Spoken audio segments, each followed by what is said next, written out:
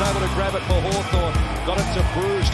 Hurried handball, Moore, Morrison, Newcomb loads up, Wingard got it out to Morrison on the left goals. They're back within 4 points. 2 on 2, no mark taken. Bruce, goal! Hawks lead by 9. Lewis, he's kicked 3 today. He'll be kicking from 54 metres out on an angle. Sends it on its way. Lewis, it's a big kick. Launceston brought to life. 2 seconds left on the clock. The big fist from McInerney. There is the siren. Yes, indeed, the Hawks tamed the Lions in Tassie, producing a terrific 5-point win. Plus, our VFLW side enjoyed another big victory with the finals campaign just around the corner. There's much to discuss right here on the Hawk Talk podcast, so let's get down to business. My name is Nick Mason, and Tiz, I think we're going to kick things off with a question from a long-time listener of the show, Views from the Nosebleeds, who wants to know who's puffing their chest out more at Hawk Talk Podcast HQ. Tiz off the back of the Nash revival and cementing his status as a must-have midfield starter, or Nick with Mitch Lewis's ascension to bona fide AFL key forward gun. Oh, it's got to be you, mate. You're looking like Dermy doing that walk with your chest puffed out and the pigeon legs. And no, timing's everything, and Mitch Lewis was the difference on the weekend. 4 straight goals, mate. 4 straight goals, 9 disposals and 4 marks. He really is one of the premier forwards of the comp, and no one's really talking about it. Dermy is. He loves him. He's going to be massive. He's going to be huge. And I got to say, didn't he play a ripper game? Yeah, he did. I mean, that goal to give us a significant buffer in the final term, that's the best goal of his career. Now, I don't know whether you recall, Nick, but in our little WhatsApp sessions, I did say I had a good feeling about this match. Well, no, I'm going to pay you that. You did indeed say that. And we have had the wood over Brisbane for some reason for some time. Well, that's our 3rd straight win over this mob. And, you know, when they're inside, I guess, their premiership window, I know they haven't, in the final series at least, quite lived up to that billing. But, yeah, Brisbane, no slouches. They're doing well of late. So to get 3 wins in a row over them in recent memory, that's pretty good. One bloke, John Newcomb, who is now equal in the odds for Rising Star. Look, I don't recall Hawthorne picking up a more natural-looking midfielder in my time. No, the hype is real. The hype is real around John Newcomb. 27 touches at 70.4% disposal efficiency, 664 metres gained, 6 tackles, 24 pressure acts, 9 clearances, an equal team high, 6 inside 50s. Mate, I'm not done. 12 score involvements, the most of any Hawk. This year he's averaging 22.5 disposals, 4.2 tackles, and 3.6 clearances. He has asserted himself as the premier midfield of this Hawthorne outfit, and he's done it inside a year. It's just fascinating, and if you've been listening to what Sammy's been saying about him, he is a self-motivated type. You don't have to coach him too much. This is a bloke that bought himself a gym kit over lockdown, and now he's doing this for Hawthorne in the AFL. You know, that's some kind of character. And this, he's going into his 18th game this weekend. It's just pinch yourself stuff. No wonder the AFL have changed the rules. You shouldn't be able to do this. This is this is a phenomenon. It's such a luxury to have a player that you just sort of wind him up and watch him go. Like, you just put him out there and he does his thing. It's brilliant. And he's doing things on the inside. He's doing things on the outside. He's not a one-trick pony or anything like that. No, and his enthusiasm really sparks the others around him. Can I just say, he gets that ball on the 50-metre arc and I knew instantly, oh, this is a goal. He's going to put this through. Oh, right, okay. I didn't think he was quite that good yet. But but it wasn't even a step. It was sort of a half step straight through. And I thought, wow. Of course, he wasn't the only midfielder that shone this week, which is a refreshing change to say that, because that is the part of the ground where we're severely lacking. But Tom Mitchell really just turned back the clock after coming in for some criticism during the week, which we've been critical here on the Hawk Talk podcast too, but for different reasons. I thought some of the media criticism was a bit lacking in rationale. I felt like they weren't explaining why the drop-off was there with Tom Mitchell, but he stepped up to the plate this week. 36 disposals, 373 metres gained, 9 clearances, and a team-high 7 tackles. Tom Mitchell came to play. Yeah, when Tom Mitchell's doing 7 tackles, John Newcomb's doing 6, You're getting 5 out of Jager O'Meara. The pressure's on. That's team ethic right there. Yeah, I cast an eye on the tackle count, actually, and Cozzy was right up there. Yeah, took 6 tackles. Apart from John Newcomb and Tom Mitchell in the midfield, James Sicily, thank goodness we've signed him.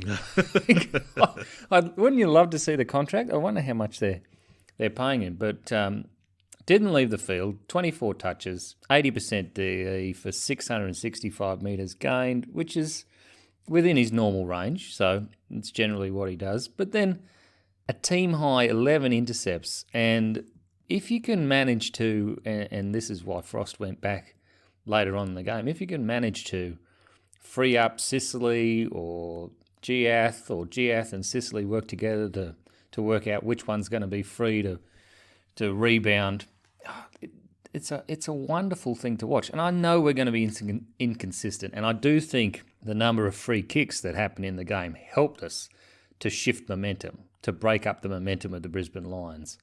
But which was a little bit fortunate, even if it was agonising to listen to the whistle being blown so often. And I'll never get over Tom Mitchell's push in the back. That is one of the worst free kicks of all time. I think that's probably number one worst free kick of all time. Oh, but here's the thing: it went both ways, didn't it? Because that one that got paid to John Newcomb was pretty soft.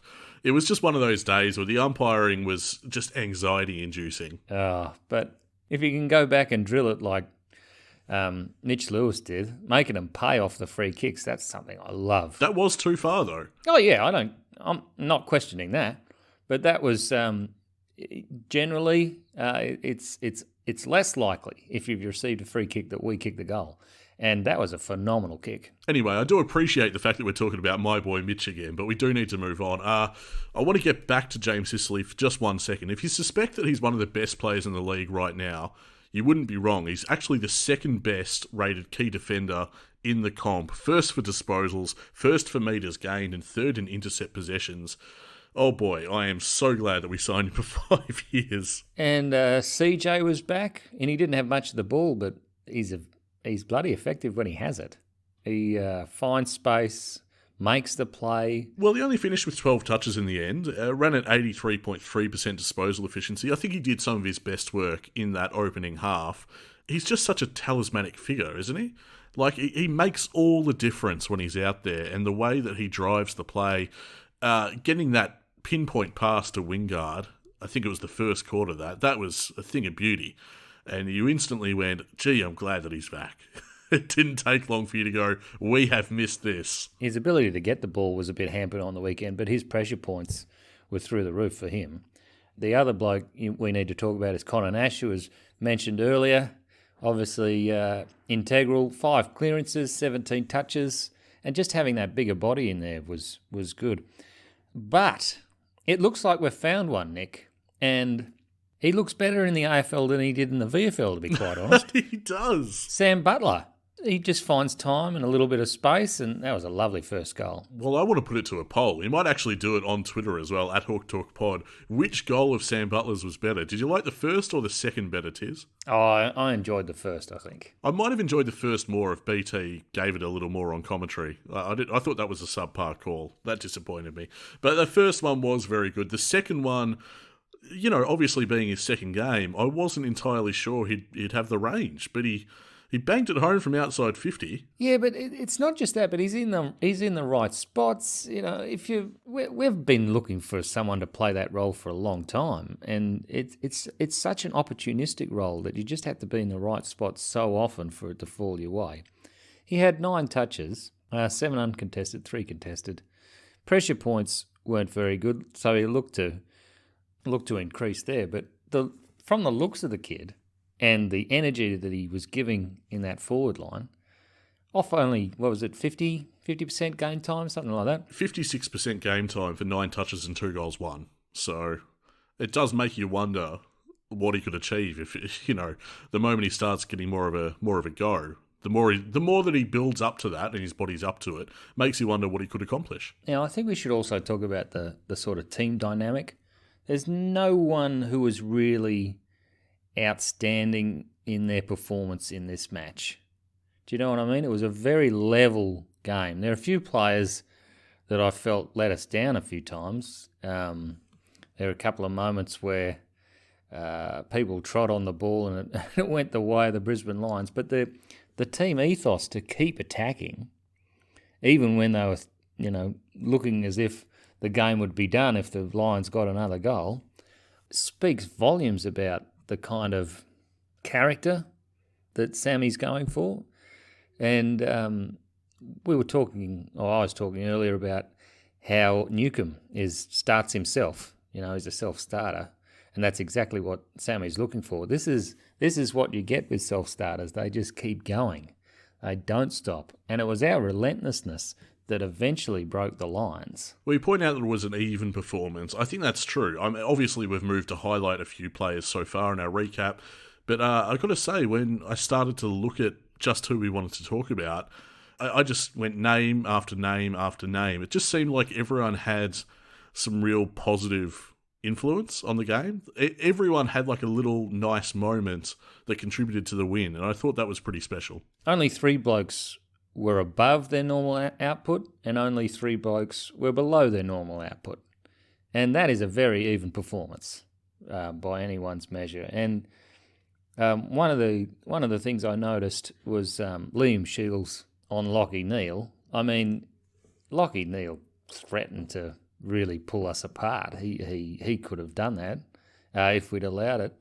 And Liam, being the player he is with that sort of inscrutable concentration, just wore him like a glove. And it was good to see. I mean, 25 disposals and a goal still, but that team relies on him so heavily that it was enough. When Lachie Neale's been notching up, 35 touches and maybe a goal or two, it puts it into perspective. The Shields did a magnificent job. 25 touches and a goal. You got to remember that the margin was about 5 points. So it's actually really crucial that Neale didn't get off the chain. Now, remember that we won the game in the last quarter, right? These 4 players did not have a touch. Max Lynch, who I'm very concerned for, by the way, he looked, it's a fine line, all these concussions, because you can go from warrior mode to worrier mode. You worry about if it's going to happen again. Do you know what I mean? It really saps the confidence, and I'm worried about him, and he's going to be a while. We've got a bit of a challenge in the rucks anyway. But so Max Lynch, no touches. Liam Shields, no touches. Will Day, no touches. And Kyle Hartigan, who was on by then, no touches as well. And yet we still managed to run over the top of them. Yeah, it's somewhat surprising. The thing about Will Day is, obviously he was subbed out, and Kyle Hartigan comes on and doesn't give us anything anyway. Lynch is off with a concussion by that stage. Shields I'm somewhat surprised about, but as we've spoken about, more of a nullifying, neutralising role and influence on this game.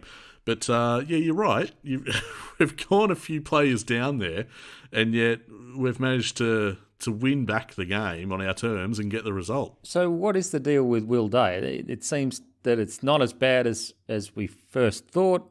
He went into the fence, clattered into the fence, and is possibly going to make the journey to Darwin. He's coming for a bit of criticism. Yeah, I imagine by the time people hear this, team selection might have already been announced for Darwin. So, take what we say now as it's a Wednesday night recording, so all within context. Well, I don't know if they'll risk him or not, but he's coming for a lot of flack. Like, I know the expectations are high, but this is still a kid.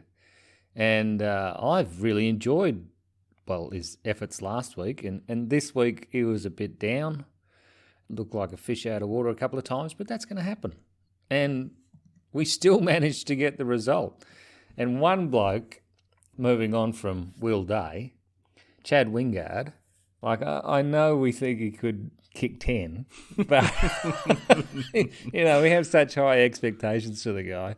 But that goal where he just waltzed away like no one else was playing footy. They just watched him do it. Oh, that was magnificent. Well, no one got near him. Yeah, and he had a look behind him to see how much time he had. The expectation is in proportion with the swagger. Yeah. Oh, I love it too. I know Charlie Cameron went for the motorbike and fell on his ass or whatever, but at least Wings, has a bit of bravado. Anyway, did you enjoy Frosty as a forward? Were you going, what on earth is happening here? Because we've been critical of Frost the last few weeks. He's been given away. Remember that game against Brown at Melbourne? Just gave away free kick after free kick, and then against Richmond he wasn't so great, and he's been getting some... Well, they're jobs you wouldn't put your hand up for, Nick. Let's put it that way. And then for Sammy to go, you know what? Instead of being the hunted, you can be the hunter today. I thought was a great way to just change his mentality. I thought he really stepped up. I will cop to being somewhat bemused, as a lot of Hawthorne fans were, to find him named... Well, not named, so we didn't expect that, but he just sort of showed up. He manifested in the forward line, and he saw it on the coverage like, what is going on? Yeah, well, they were very bemused, the commentators. They thought this couldn't possibly work. And it did, his pace worried his opponent, even in attack. And he didn't seem to get in the road of anybody. I thought it worked quite well, and I was surprised it worked as well as it did. And Kyle Hartigan, the sub, was an interesting turn. I got to say, I had a bit of egg on my face. I'd been at Box Hill the week before. From my observation at the ground, I was certain, and tweeted as much, that Kyle Hartigan would not be back in the side anytime soon. And there he was. He ended up being subbed in. He was running around for Hawthorne on the weekend.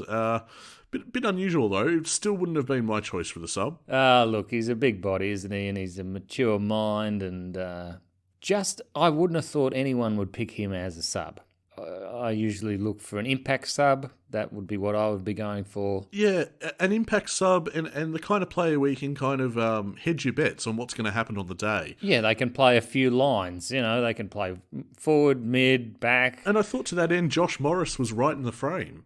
When Jack Scrimshaw's out of the side with a shoulder complaint and we bring Josh Morris in, I'm like, okay, well, maybe we can expect him to be sub, but that's not how they did things. You got a guy who could play back or forward. I don't know why they didn't go with him, but I'm hoping Morris's time will come because, he's put together a good season for Box Hill and probably deserves his chance. He's got less chance than Connor Nash had about 12 months ago. Okay. I don't like to say that, but there doesn't seem to be any sort of role for him off the half-back line in this side. No, not even with a cloud over Will Day, because, Scrimshaw and Day are both tests heading into this clash versus Gold Coast, and even if neither of them get up, there's no guarantee that Morris comes in, so... Yeah, it's a bit tough. What did you think of Bramble on the weekend? Did you think... He's looking like he's getting back in the groove, isn't he? Yeah, he's getting there. He's not someone I noticed too much, but I'm becoming more comfortable than I was with Bramble. When he returned to the lineup, I thought it was evident in the first fortnight that he was rusty, for certain.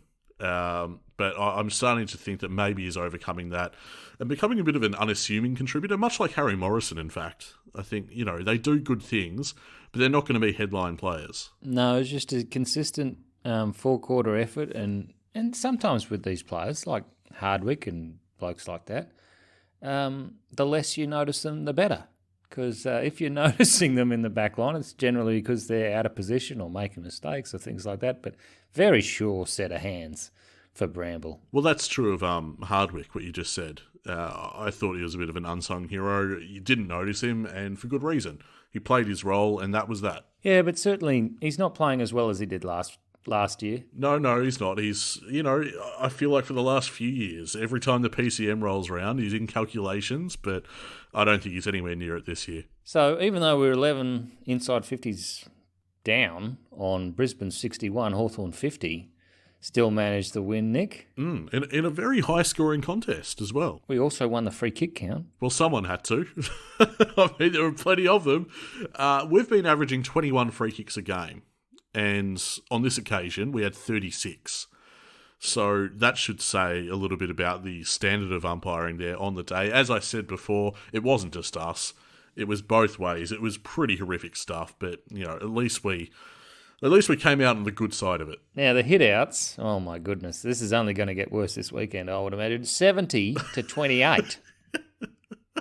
70 to 28. The Lions only average about 40 usually. But the important one is hitouts to advantage. And that was Hawthorne losing 11-19. So a little bit more even there. The clearances were virtually equal, 43-42. However, our season average is about 31. Stoppage clearances is where we dominated. And contested possessions was a narrow loss, 143 to 152. But I want to bring this to your attention, Nick. You know, I always like looking at the projected score. Now, Hawthorne had an accuracy of 64% in front of goal. From 28 shots, we would have been expected to kick 101 points. We kicked 117. Brisbane Lions had 29 shots, one more than us, accuracy 59. Their expected was 92. They kicked 112. Very, very good kicking, especially for Launceston. Indeed. Anyway, that's enough on this game, I suppose. What a fantastic victory, and I did enjoy the camaraderie in the coach's box at the end of the game. Sammy Mitchell blowing a kiss. Yeah, even though Zorko's popping one through, it had no effect on the result, and they're all happy as Larry. We do move on to Gold Coast hosting Hawthorne at TIO Stadium, Saturday 7:40pm, 12th taking on 13th. So it should be a good clash, you would think. The changes, I mean, as I say, we're recording this on a Wednesday night. What we do know is that Lynch will be out. He'll miss with the concussion protocols. Day, there's a question mark on Will Day. I was surprised, I imagine most Hawks supporters were, to learn that it wasn't that severe after all, and he could play this week. Scrimshaw, is he an inclusion? Reeves is a test as well. I mean, we're talking about our ruck problems. Do they dare rush him back? No, I wouldn't have thought so. I understand he hasn't had surgery either. So, obviously, Hawthorne are thinking they could play finals, and that's why they haven't sent him under the knife. Is that right, Nick? I did hear the F word mentioned on the couch the other night. That the F word being finals. You might have heard the F word on my couch during the game with some of those umpiring calls. But yes, I was watching the same edition of On the Couch, and I did hear what you heard, and I don't know, I don't want to get too carried away just yet. Oh, really? Why not? We were having them playing finals after round 2, mate. What's going on? Oh, yeah, beating the heavyweights of the comp Port Adelaide on their home deck. No, look, you have to put it into perspective. This was a magnificent performance against Brisbane, but it snaps a 4-game losing streak. And I know some of those were unfortunate, or we came close, or just a lack of focus. But, yeah, let's put it into perspective. I think 13th is right for Hawthorne at the moment on the ladder. Geez, I tell you what, our result, the close loss to Carlton's looking pretty damn good now. Oh, isn't it? Yeah, no, I keep on thinking that myself. Yeah, we've done well. But, you know, what do we do with this ruck situation? Because I don't want Hawthorne to rush Reeves back, even if he's at training and seems to be proving his fitness. Is it time for Callow again, or what do we do? We got Ned Long, who's the same height, who keeps on pressing for a debut. I'm not suggesting necessarily play him in the ruck 100%. Yeah, no, of course. No, he hasn't gone anywhere near the ruck in the VFL, but AFL, just chuck him in the ruck against one of the top ruckmen in the league. Wits should be fine. Should be good, yeah. I want to point out to listeners, I said I wouldn't do it, and yet Tiz is having a go at me anyway. Actually, if you want to know how I would troubleshoot this, I'd probably play Cozzy in the ruck and debut Long, and when you put Long in there, just treat him as a fourth midfielder. Don't treat him as a ruckman.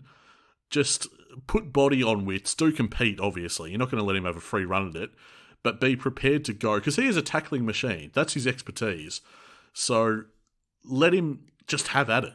Yeah, I don't think you include another tall, especially against a quick side like Gold Coast. So it just has to be Nash and Cozzy. And maybe a bit of a chop out from Mitch every now and again. I can't see any other way you'd manage this. I would imagine Hardigan is swapped out for someone a bit faster as well. We had a question from Jacob. Do we think Nash is our best option in the ruck if Ned doesn't return in time? That seems to be your insinuation there, Tiz. Well, it's not a great option, but it's a if he can nullify in the ruck, which is a big question against Wits, he can usually play strong enough to stop their influence at ground level. If he can just, and we're going to have to be sharking the ruck for the rest of the year practically. That's just how they're going to have to set up, and it unfortunately means that you have to be defensive from those setups, and you'll never really break away with the ball. So you have to go backwards to come forwards, and that can be much more arduous than knowing which way the ball's going, if it's going to go in your favour more often than not. Well, it sort of harks back to the Clarkson method of doing things is be prepared to lose the ball, but be prepared to win it back in the next line and launch from there. Yeah, through pressure, though. Exactly. And then that's where the energy comes in, yeah. This question from Numo, how do we fit Connor McDonald and Ward back into a winning team? Do they have to bide their time until after the bye? No, I don't care. Just bring him back in. I don't mind. I think Connor Mack should be playing as soon as he's fit. Ward copped a knock to the head, so hopefully he's all right.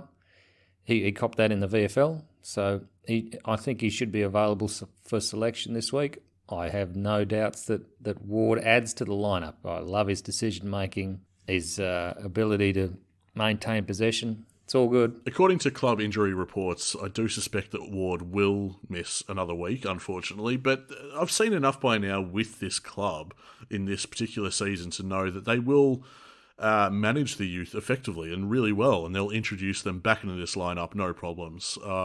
Whether that's before the bye or after the bye, they're going to feature this year. Well, their development will continue, and I look forward to it. Absolutely. Look, we've seen that you've got to get the games into the players early. We're just starting to see it with DGB. He's starting to actually really kick along with his games and took some wonderful intercept marks at key moments on the weekend.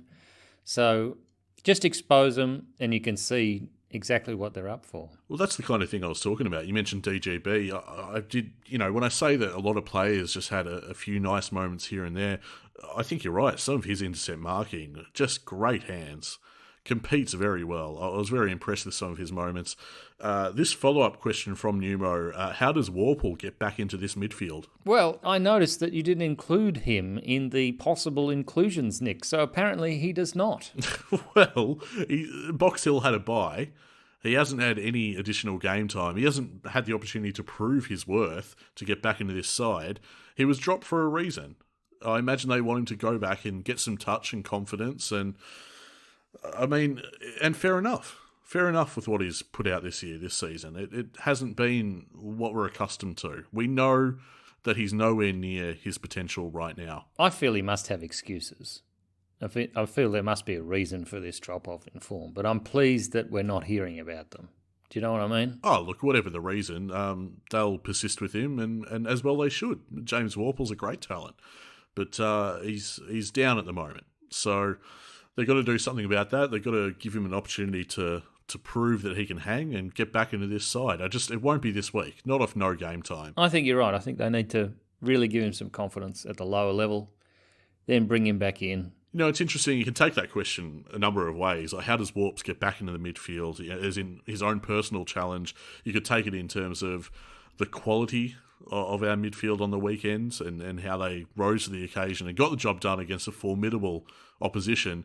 But I wouldn't worry about his opportunity. It'll come. This is a midfield that's in flux. The formation's not been settled upon. It's going to be a project for some time. Warple will get back in.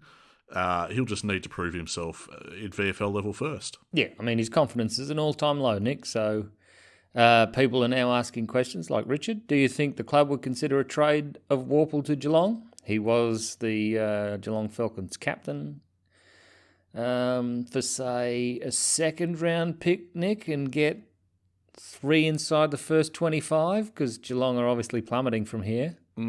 It is a delicious and enticing proposition, and as it would be with any midfielder, you can sub out Warple's name there and put any midfielder on there, excluding John Newcomb, of course. I think we're hanging on to him for some time. Thank you very much.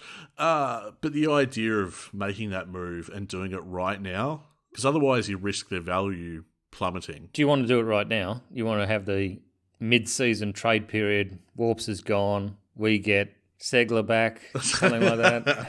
No, I'm not suggesting that we move him on. I'm just highlighting that it's enticing, certainly. I don't think I'd move on it. I'm probably a bit more conservative than some people, and I don't even know if Richard's advocating for it himself, our listener Richard here, but it's worth brainstorming this sort of thing. 100%, that will definitely be considered. Yeah. It has to be. Not saying I want to do it, but, this is what a rebuilding side has to consider. This question from Jack, I think he hit us up via Instagram. How is Connor Downey tracking? Do you know, Nick? Better than he was. I think he's starting to get a bit more impactful, running off the wing and putting us inside 50. He's finding more of the ball than he did, certainly last year as well. I think he's come along in leaps and bounds. But is he threatening to pinch a spot on the side? Nah, not yet. Not yet. His foot skills were the concern coming into the start of the year. Are they better now? I think his disposal overall is sharper. I would love to have some statistics to back up my thought on that. That is just my impression from watching Box Hill. But he's becoming more of a weapon. But it's going to take some time. There's a few guys at Box Hill where they're not really close right now. Dean has come out of left field with a question. Is there any part of you that misses Tim O'Neilly at all? No. And I would have said not nearly enough. And this final question from Luke, which really is the question. What are our chances of beating Gold Coast this weekend? Oh, it's a 50-50 game, isn't it, Nick? It is. 12th takes on 13th. Conditions that we're probably not as accustomed to. I don't know if it's maybe going to be a bit dewy. Oh, I know. Well, obviously it's going to be a bit dewy. The Suns are playing. But at training, reportedly Hawthorne working with dishwashing liquid, dipping the footies in and just getting it all slippery. Well, Dan Howe won't have any trouble with that. He couldn't pick the ball up on the weekend anyway. So, that was a bit cruel. He did improve later in the game, though. He did. I would suggest that his spot is shaky. It's a big step up, isn't it? Because we've seen him at VFL, he looks really good. And then he comes to AFL and he looked a little bit shaky. And then Liam Shields, it's the difference in the class, isn't it? He just goes about his business at AFL. So what are we going for? I said 50%. I think we should be able to get the victory, maybe a couple of goals. Going to be difficult with a ruck. That's if the ruck thing works, if we can actually shark their rucks and do things like that. I thought Rowell has played fairly badly or below his standards for a couple of weeks. He must be carrying an injury. Well, I don't necessarily trust the Suns this season. I know they've come along and they're doing a lot better than they have in recent seasons, but I'm not at the place where I know really what to expect. We can beat them. We can beat the Suns. A lot of teams can right now, but they're just highly variable in their output. I find that's my opinion anyway.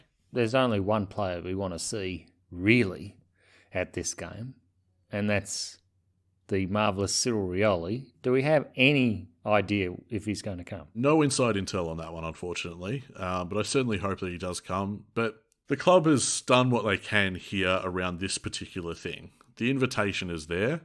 Even outside the Rioli issue, the club in the past fortnight has done some magnificent things involving the Indigenous community and for Sir Doug Nicholls rounds, which I think is great. Whether that sways Rioli in any way at all, I really have no idea, but it'd be nice. I saw Wingard interviewed. He spoke glowingly about the culture at Hawthorne in terms of the Indigenous players. I know he probably doesn't want the spotlight, so I fully expect he won't show up at the game. Yeah, neither. And you know what? That's fine too.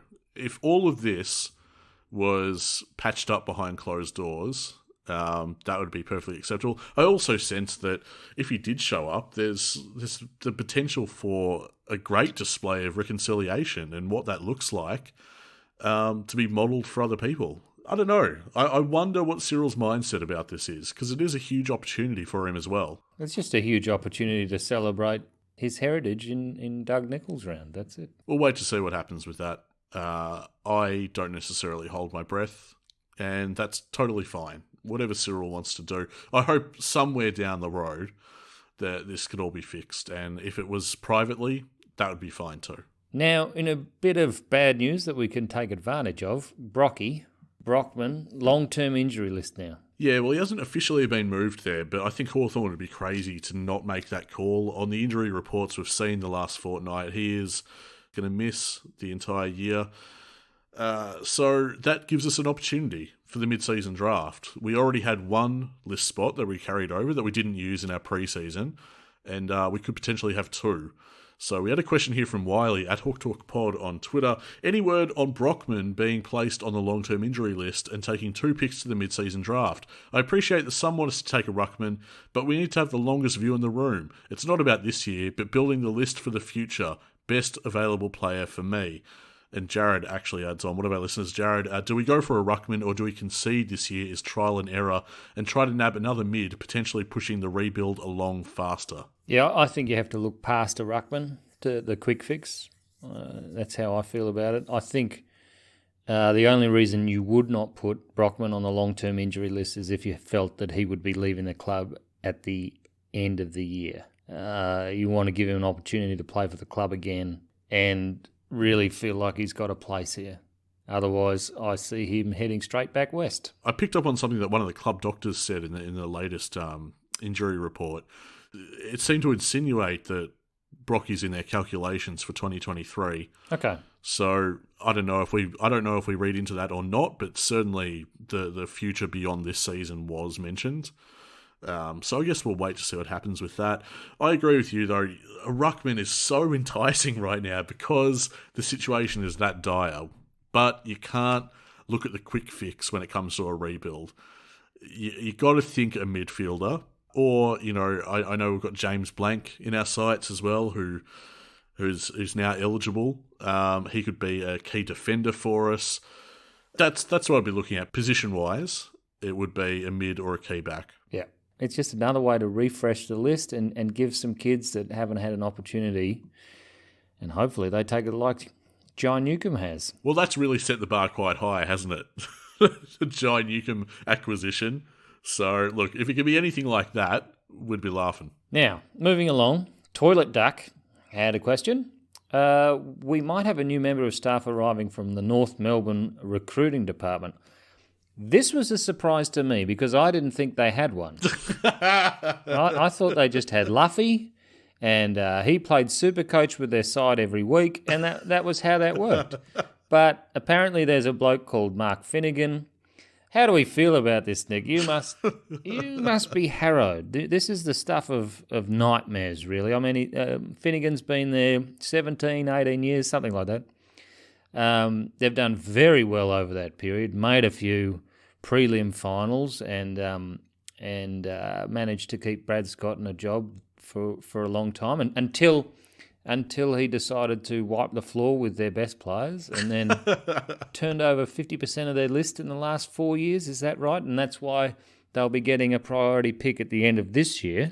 What are we doing, Nick? I thought we had salary issues to begin with. Is he coming on board at Hawthorne as an intern, just trying to learn the job, or what's going on? Well, as much as it pains me to say it, North Melbourne's only really been a total basket case in recent memory. Like, over that 17 years of Mark Finnegan being in their recruiting department, they haven't done that badly. Like, they've been able to bring in some decent talent and develop it and, as we say, make finals footy. But his recent form in that department has not been great. So I'm a little bit concerned. As much as it is a joy to pinch something from North Melbourne and take it for us. And I love that three staff members all turn their back on the club at the same time. Delicious. But I do wonder what it's going to bring us and what we're hoping for here. Yeah, perhaps I'm being a little bit rough. They did pick up... Anyway, what do we got next? Folks, that was unedited, that silence. Anyway, moving on from people trying their luck at another club, we're pokies free. We've flogged that, and that goes into the future fund, and hopefully we've got some pretty clever operators and we can get that money building with investments and different things from our Dare to Be Different committee down to some of the other committees as well. Yeah, and this is what I've been hanging out for a long time. I wanted us to be rid of the pokies and, we've done a Tim Friedman, we've blown them up, or more realistically, we've just shuffled them off to a different owner and there'll still be a problem and a plague on the community. And I know people point that out, like Hawthorne has to solve that, which is impossible. That's not down to the club. That's not the domain of a football club to solve that kind of issue. What we can do is try and effectively clear our conscience and know that we're not taking revenue from that stream anymore. I think that's fantastic. Yeah, we should be able to use the capital we get from the sale to generate some income, at least as much as we had, and without all the negativity that goes with that. From negativity onto positivity. Oh, the positivity coming out of the VFLW side. It's been a wonderful season, and it continued in fine fashion this past weekend. Hawthorne 9-11-65 defeated Darebin 2-0-12. Banked another big win, did the Hawks, ahead of their finals campaign. It was a 53-point margin, as I say. Another second-term surge. They love doing that, the Hawks. They just step into it in the second term and they blow sides away. It started with a goal to Jesse Williams and then back-to-back majors for debutant Sky Wilson. That saw us take a 23-point lead heading into the main break. And it wasn't really much of a contest after that. Darebin just had no answer for our well-marshalled defence, which stepped up again. Darebin just couldn't pick their way through, and we'd just win it back. Whenever the Falcons tried to rebound, we'd win it back on the wing with an intercept mark almost every time, send the ball straight back into forward 50, and with all that supply tiers, the floodgates just opened in the final term. We booted 4-5 to finish the game very strongly, and next week, it's our final game of the season before finals. We take on Williamstown, 11 a.m. at Box Hill City Oval. So do we need to win that, or finals are assured? Finals are assured at this point. Yep, I think, as always, we do want to win. You want to hold second spot on the ladder. I don't imagine we'll leapfrog Essendon, but I think at worst we'll be third. Finals are absolutely in the bank at this point, and we just want to continue our good form, and we want to see some of these players trot out their very best performances, because we're still signing people for this AFLW list, Tiz. And we've made 3 more signings this week. I was pleased to see Hawthorne finally announce their signing Tamara Luke for the AFLW after her dominant performances in the VFLW all year. Well, yeah, I mean, she has been such a quality captain, super influential from game to game. A 2018 Premiership player, as we know, Tiz, we were there. 2021 Best and Fairest winner. And this season, she's ranking first in the team for total goals, marks, and hitouts from her 10 games. She has been enormous. We've also signed from our VFLW team to the AFLW. We've promoted Jenna Richardson, who's been a quality contributor, a defender averaging 12.5 disposals, 4.1 marks, 2.4 tackles from 10 games. This was definitely a good call, promoting her to the AFLW side. And to cap it off, Talia Fellows, we nabbed from Casey, who have also been enjoying a great season. I think they sit in third at the moment, just behind us. Fellows is a quality forward prospect. 12 goals from 11 games this year. Recently produced an eye-catching performance for the Under-23 All-Stars against the NAB AFLW Academy. And those are the 3 that we signed, but there's also news of a 4th signing this week coming. Anya McDonough, I'm told that's how you pronounce it. An Irish import, played Gaelic football for County Galway as a half-forward and midfielder, and also, Tiz, you'd be delighted to know, has a basketball background, so the commentary will love that. Who did the recruiting there? Who's gone over to Ireland to notice her talent? Was that Mark Finnegan? That is top shelf. I'll pay that. Thank you very much. I don't know what eyes we've got in Ireland, but there we go. That'll be our first Irish recruit for the AFLW. Well, what a terrific result, Nick. Took them down to Tassie, beat them again, had such will and determination to play the game out, even though it looked like unwinnable at some points. And John Newcomb and Tom Mitchell actually worked well together in a midfield that was up against one of the best midfields in the comp. You can't ask for much more than what Sammy's giving us at the moment. Yeah, it was a wonderful win. Arguably our best of the season. It was right up there with the one against Geelong, to be honest. Most enjoyable. And for the VFLW team as well to continue their winning ways as they march towards the finals. The only thing missing, really, was Box Hill, who had a bye. But they'll be back this week. They're playing at Metricon Stadium. So they're heading up north, away from the cold, windy Box Hill City Oval. They'll be heading up to Metricon to play against the Gold Coast Suns, 3:05pm this Saturday. It really is a super Saturday. We've got Hawthorne VFLW, as I said, 11am, Box Hill City Oval. And on the same day, that evening, TIO Stadium, Channel 7, 7:40pm. And is 3WBC getting airlifted up to the Gold Coast? Well, I saw on Fletcher's account that he's going to be there. Really? Doing some sort of coverage, and I thought, is he hopping a plane up there? Anyway. No, they're going to do FaceTime from someone in the crowd. He's just going to call it from there. I have no idea how they're going to do it, but they do wonderful work at 3WBC, so we look forward to that. Hey, we're giving those guys a plug. We need to do our plugs. We've been lucky enough at Hawk Talk Pod HQ to have a whole bunch of generous listeners, people who have taken time out of their day to give us a star rating or review of our show on Apple Podcasts, telling the world how much they enjoy our show. Now, if you're at all inclined to do the same, we'd really appreciate it. You can find us on Twitter as well, at Hawk Talk Pod, kind of our social media HQ there. Love the banter with our incredible community of Hawks fans. So join us over on Twitter if you haven't already. And we're so appreciative of our Facebook family too. Lots of fun over there. Facebook.com/HawkTalkPod. Of course, we're also on Instagram. And the big one for us is Patreon. That's where you can support our show and make it possible for us to put time into this show week to week. All of our subscribers really do contribute in a very real way to making the show what it is. And of course, we need to extend a special mention to our latest proud, passionate, and paid-up subscriber, Will T. Thanks so much for getting around us.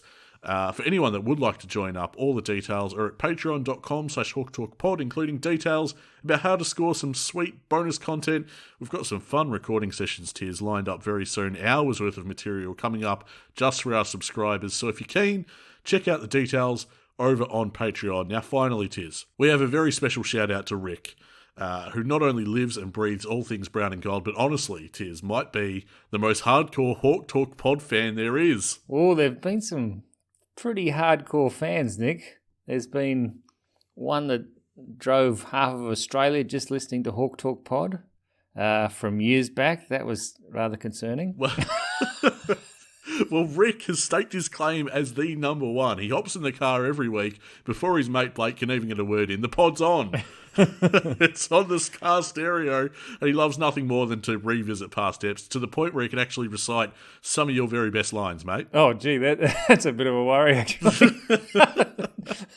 Not many of those. No, he's really cherry-picking at that point. But that's how much he loves Hawthorne. And he loves when we have a win. So, Rick, g'day from both of us. It really made our day, actually, to hear how much you enjoy the show. And we know you would have been hanging out for this edition to relive the big win over Brisbane. So thanks for the support. Hope you're enjoying this episode. Yeah, have a great one, Rick. And shout out to Blake, who gets to hear us so often. Blake's a Richmond supporter. So there you go. We must be doing something right if we're tolerable to opposition fans. So the Super Saturday, that'll be a bit of fun. AFLW into VFL into AFL again. Yeah, it's all happening. 3 games on the one day. It's going to be very fun indeed. Now, I won't get to see anything but the game in the evening, the game from Darwin, unfortunately. And I need to extend an apology to you, mate, because we talked about it a lot on the podcast, us going to Darwin. It's because of me that we can't make that trip. We did have things lined up. It was very much on the agenda, but I've got uni commitments that are mandatory. They really spoiled the party. Yeah. You just didn't want to get in that plastic bubble where you can hop in with the Crocs. That was the deal breaker. Mate, I didn't even know that was a thing, and now I won't sleep. They are. I reckon they're my number one most feared animal. Really? Yeah, send a shiver up my spine. I hate it. The beady little eyes just on the surface of the water. They know what they're doing. It's meant to be unsettling. Incredible creatures. Oh, I don't doubt it, but they're also ruthless killers, and that's probably my point, mate, about when I say I'm scared of them. Not scared of how amazing they are. Anyway, hopefully it's an annual thing and we will get to go. Yeah, and it's fine. I don't mind, having a bit of a look at the Crocs from afar. Do you reckon we could get them, doing a bit of a death roll or something? That's what they do. Yeah, get in there with them. They'll death roll like that. The only thing more lethal than a Conor Nash tackle. That's what I say. Jeez, I tell you what, he enjoys the physicality and I love it. And it's good to see the boys actually being a bit physical. I'm really enjoying that. And I hope if we do get to see Long soon, he loves the physicality of the game as well. So hopefully there's another debutant up in Darwin. And Sam Butler will get his 3rd game on the trot. And I really like the look of that kid. I think he could be very, very good very quickly. Well, here's where we leave you, listeners, for this week of the Hawk Talk podcast. Just good vibes. Good vibes aplenty. Feeling really great about where the club's at the moment. And that'll happen when you have such a magnificent win as we did over Brisbane. We'll be back next week to recap all the action from our game in Darwin, the very first in club history. as we take on the Gold Coast Suns. We'll catch you next week. We are a happy team at Hawthorne.